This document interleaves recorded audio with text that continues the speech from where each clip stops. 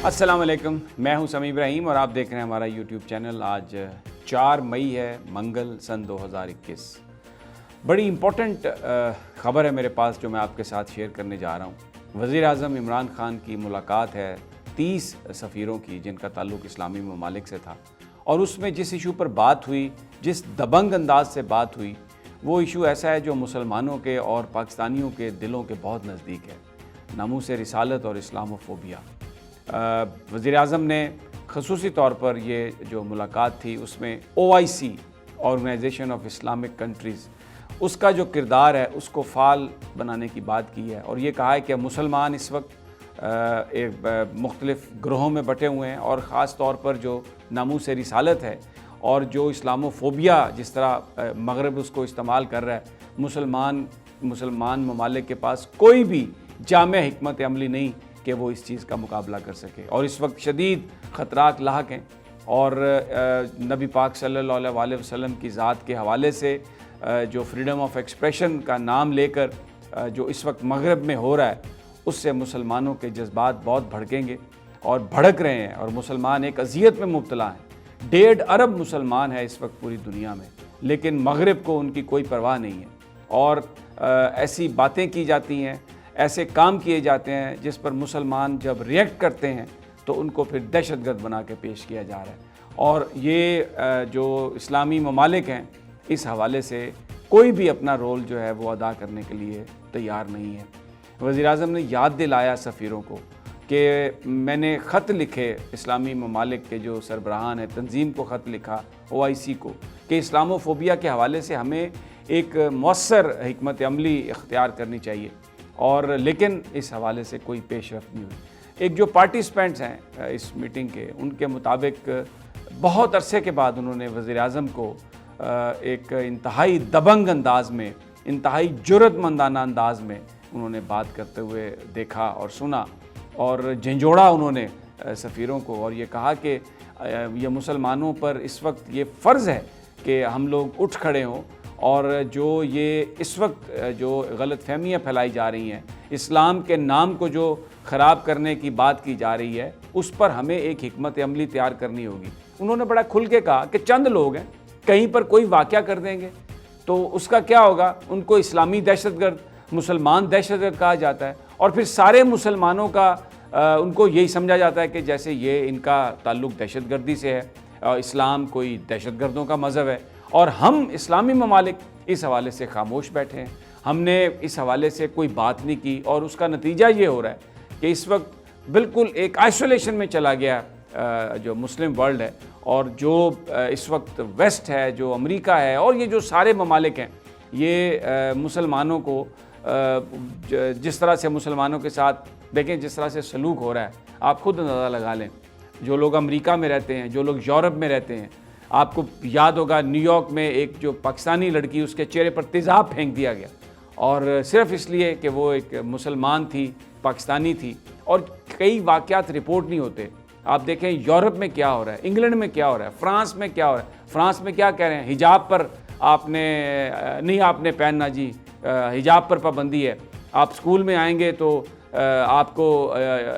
हिजाब नहीं आप पहन सकते। फिर जो वहाँ पर जो इमाम हैं मसाजिद के, उनकी ट्रेनिंग अब फ्रेंच करेंगे। भाई, हमारा इस्लाम हमारा मज़हब है, क्या उसकी टीचिंग होनी है, क्या खुतबात होने हैं, नहीं, वो अब फ्रेंच बताएंगे वहाँ पर मुसलमानों को कि आपने क्या करना है।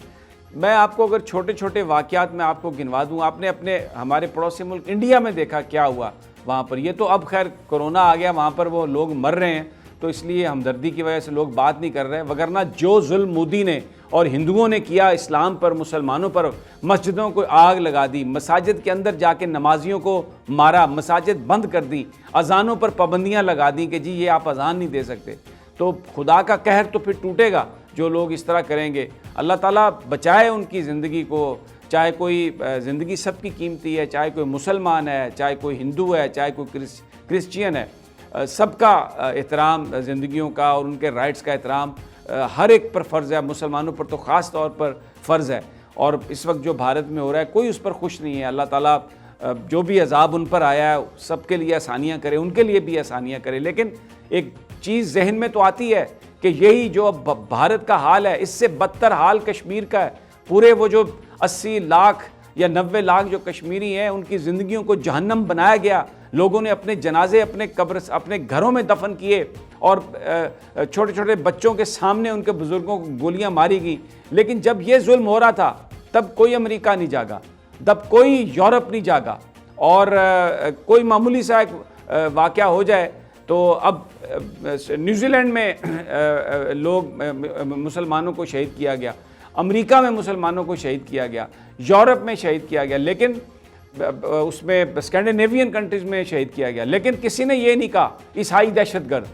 क्रिश्चियन दहशतगर्द, नहीं। वो कहते हैं जी वो अनस्टेबल था, इनसेन था। लेकिन यहाँ पर अगर कोई बंदा करे दहशतगर्दी और वो मुसलमान हो तो फिर ये कहा जाता है जी इस्लामी दहशतगर्दी,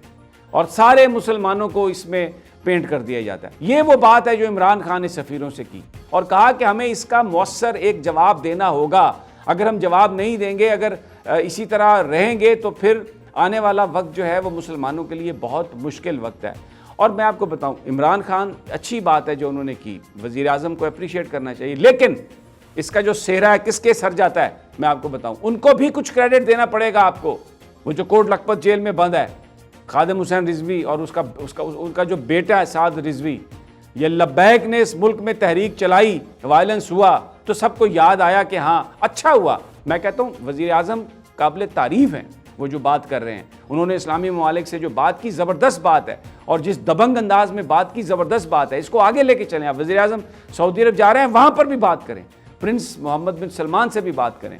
यूएई वालों से भी बात करें, सबसे बात करें कि ये मगरिब को इजाज़त नहीं दी जा सकती कि वो चंद इंडिविजुअल्स के एक्ट की बुनियाद पर वो दीन जो सलामती अमन का जो दीन है और नबी पाक सल्लल्लाहु अलैहि वसल्लम की जो ज़ात है वो दुनिया की सबसे बड़ी शख्सियत के तौर पर जिनको ईसाइयों ने, जिनको दूसरे मज़ाहब के लोगों ने भी रिकग्नाइज़ किया है, उनके बारे में या उनके मज़हब के बारे में कोई इस तरह की बात की जा सके चंद लोगों के एक्ट की वजह से, तो ये एक बहुत बड़ी डेवलपमेंट है। और लग ये रहा है कि अब दुनिया करवट बदलेगी। इमरान खान जिस तरह से उन्होंने बात की है, लग ये रहा है कि वो इस हवाले से लीड रोल जो उन्होंने वादा किया था वो उसको करने के लिए तैयार हैं। और ये मुसलमानों की ये डिमांड है, ये वक्त की आवाज़ है। और ये इस्लामाबाद में जो मीटिंग हुई, मैं चाहता था कि आपके साथ इसकी मैं डिटेल शेयर करूं, क्योंकि ये हर मुसलमान के दिल की आवाज़ है। और वैसे भी ये मुबारक बरकतों वाला महीना है, रमज़ानुल मुबारक है, तो इसमें अगर नबी पाक सल्लल्लाहु अलैहि वसल्लम की नामूस और इस्लामोफोबिया के हवाले से अगर इनिशिएटिव लिया जाए और OIC इस हवाले से एक फ़ाल किरदार अदा करे, इस्लामी हुक्मरान इस हवाले से फ़ाल किरदार अदा करें, तो यकीनन जो इस वक्त मुसलमानों को जो आइसोलेट किया गया है, जिस तरीके से वो की जा रही है, सारी एक बदनामी की जा रही है, उससे जान छूट सकती है। और मैंने पिछले आपको वीलॉग में भी बताया, क्लैरिटी के साथ ये बात बता दी है खान ने OIC सफ़ीरों को भी कि जो ये नामूस रिसालत के हवाले से जो बात की जा रही है, पाकिस्तान में तो किसी सूरत पे भी कानून तब्दील नहीं होगा। दुनिया को ये चाहिए, इस्लामी ममालिक को ये चाहिए कि वो नबी पाक सल्लल्लाहु अलैहि वसल्लम की शान के हवाले से और जो मुसलमानों की जो इज़्ज़त और तकरीम के हवाले से लेजिस्लेशन करे, और फिर उस लेजिस्लेशन को इस तरीके से डिज़ाइन किया जाए कि कोई मज़हब के लोग किसी दूसरे मज़हब के बारे में कोई बात ना कर सकें, और इसको अक़वाम मुत्तहिदा फिर एक कानून की सूरत में इसको मंजूर करे। पूरी दुनिया में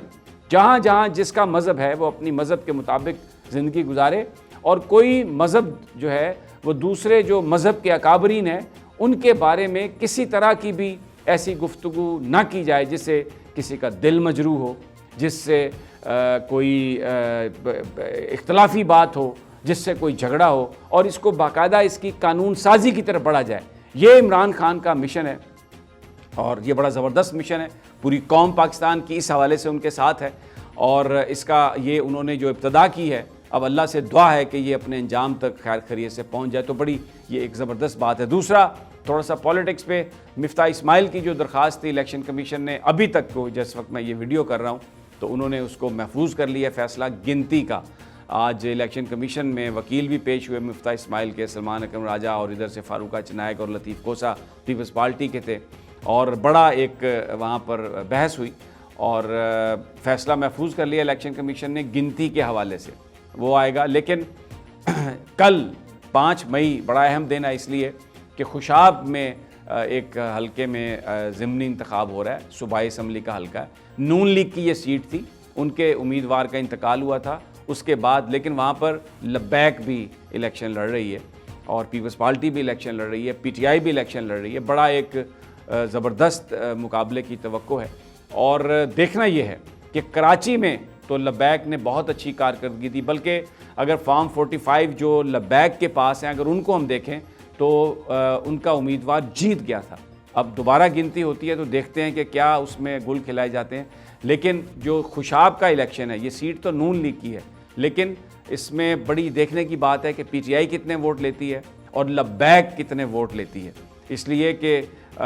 जो एक कराची में हमने देखा कि कोई पैसा नहीं खर्च किया लब्बैक ने, एक आम आदमी, एक आम इमाम मस्जिद, उन्होंने इतने ज़्यादा वोट लिए कि वो तीसरे नंबर पर आए हैं। तो ये जो इलेक्शन को कहा जाता है कि ये करोड़ों की गेम है, अगर लब्बैक का फिनामिना हमें खुशाब में भी काम करता हुआ नज़र आ रहा है तो इसका मतलब है कि जो मिडिल क्लास लोग हैं, इसका मतलब है कि जो गरीब लोग हैं, जिनके असल मसाइल हैं पाकिस्तान में, वो भी इस इलेक्शन में हिस्सा लड़ सकते हैं, नज़रिए की बुनियाद पर वोट ले सकते हैं। एक बात याद रखिए, जब तक मिडिल क्लास के और गरीब लोग असम्बलियों में नहीं जाते, गरीबों के मसाइल हल नहीं होंगे। इसलिए कि जो लोग करोड़ों रुपए लगा के असम्बलियों में जाते हैं, उनके मसाइल मेरे और आपके मसाइल से बिल्कुल मुख्तलिफ हैं। अगर असम्बलियों में अगर कानून साजी ऐसी करवानी है, हुकूमत ऐसी बनाई जाए जो गरीबों की दादरसी करे, तो उसके लिए ज़रूरी है कि वो लोग हुकूमत में आएँ जिन्होंने गुर्बत देखी है। ये जो अमीरों के बच्चे और ये जो अमीर लोग हैं जिनके पास बेपनाह पैसा है, चाहे वो ब्लैक मनी है, चाहे वो टैक्स मनी है, ये गरीबों का दुख दर्द नहीं बांट सकते। ये पिछले 72 साल ने ये बात साबित कर दी है, वाज़े कर दी है। बहरहाल देखते हैं 5 मई को क्या होता है। मुझे इजाज़त दीजिए, अगली वीडियो तक इंशाल्लाह जल्द मुलाकात होगी। अल्लाह निगहबान।